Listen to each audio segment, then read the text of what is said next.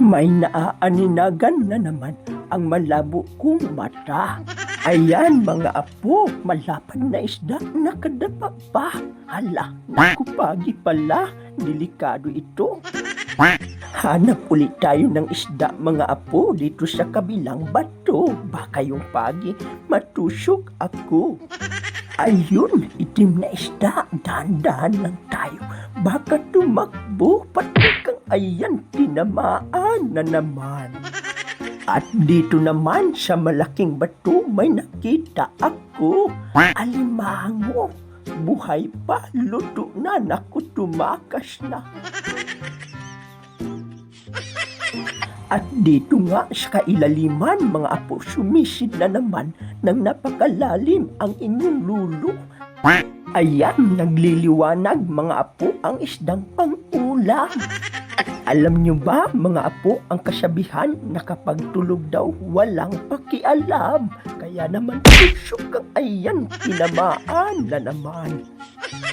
Grabe, ang galing ko talagang mamana dahil daplis lang ang tama kahit hindi gumagalaw ang isda.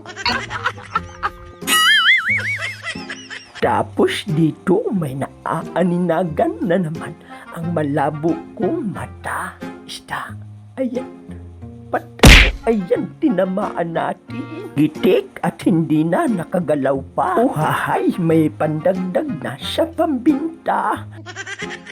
Kaso nga lang, makakaahon pa kaya ako nito. Grabe, napakalalim talaga itong sinisiran ko. Pero okay lang dahil naniniwala naman ako sa kasabihang di na baling mamatay basta't marangal lang ang hanap buhay. Uhahay! Ayun, may isda na naman sa bandang unahan. Patay kang iyan, tinamaan ako, nakawala pa.